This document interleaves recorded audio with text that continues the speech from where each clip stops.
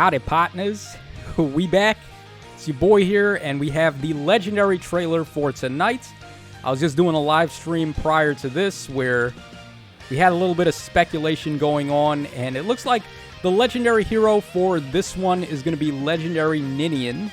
So, yeah, I got spoiled right on the way out of the live stream. Someone posted it.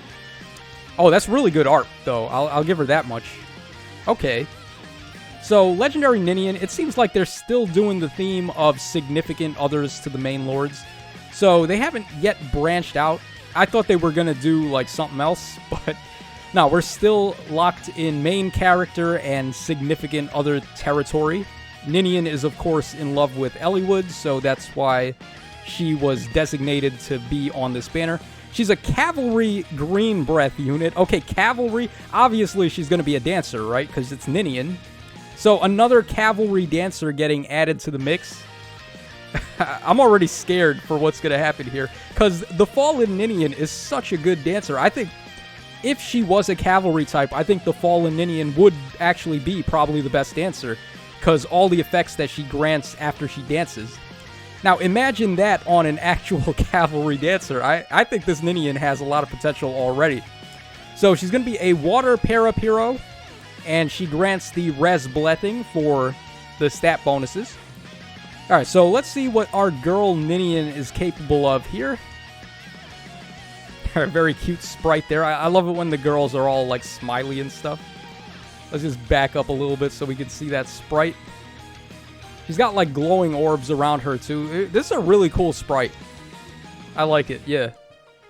I'm not sure what the business is with all those orbs around her, but it does look pretty cool. Okay, so Faithful Breath, 16 might and 1 range, grants attack up 3. If Sing or Dance is used, inflicts defense and res -6 on the nearest foes within 4 spaces of both unit and target ally through their next actions. At the start of combat, if unit's HP is over 40%, grants attack and speed up 6 to unit during combat. And also, if unit initiates combat, neutralizes effect that prevents units' follow-up attacks.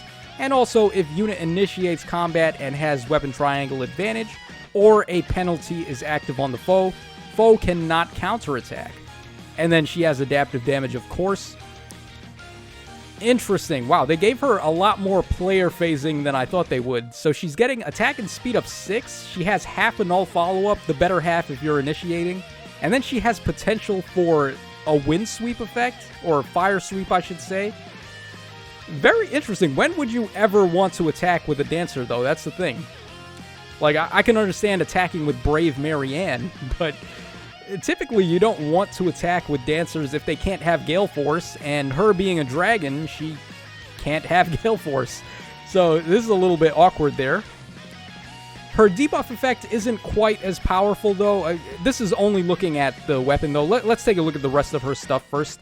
So, Dragon's Dance, that's her new dance skill. Grants another action to the target ally. If used on turn 2 and onward, also grants another action to units. Grants attack and speed up 6 to unit, and pair up cohort, if any, for 1 turn. And inflicts isolation on unit and pair up cohort, if any, through the next action. Okay.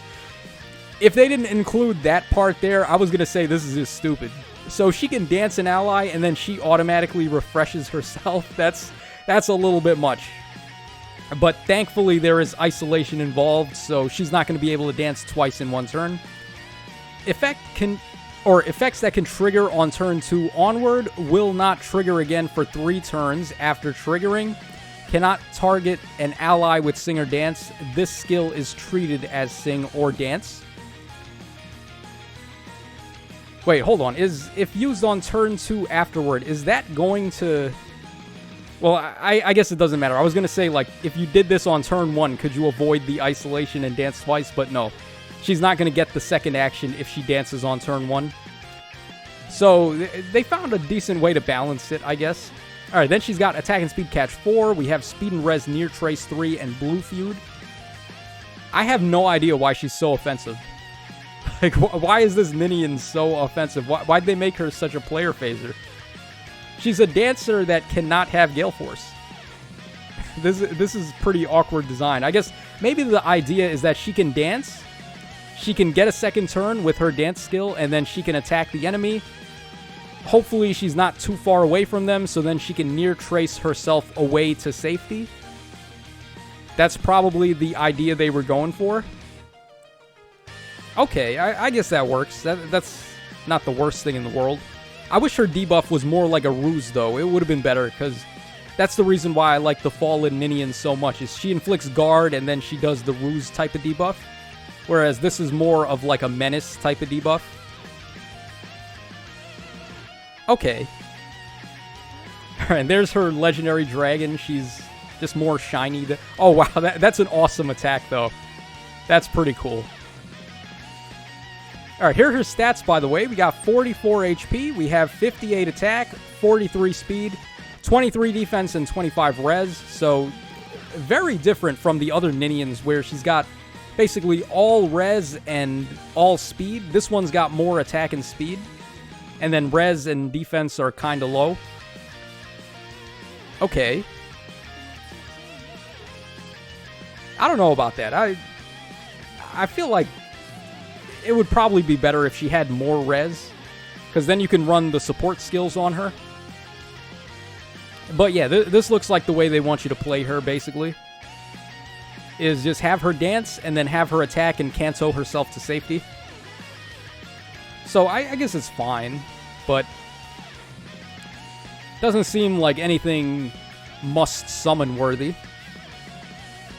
Alright, let's see who else is on here.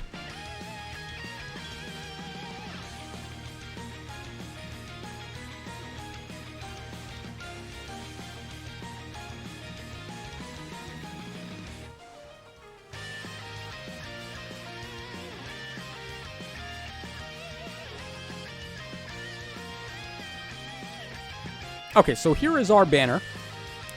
So on green, we have Ninian, of course. We have the legendary Byleth, and then we have legendary Xander. Okay, that's not a bad pull for green. You got some recent hero. Xander's pretty recent. I don't know if I'd call him the best, like, melee axe cav, but he's certainly up there. And then we have the legendary Byleth, who's just good everywhere. So green looks solid. Then on red, we have legendary Lilina, we have Regan, and then we have Fallen Lilith, the queen of good fodder skills. She got Speed Smoke 4, Dive Bomb, and then Attack and Speed Catch 4. If you summon her, you just won the lottery, basically.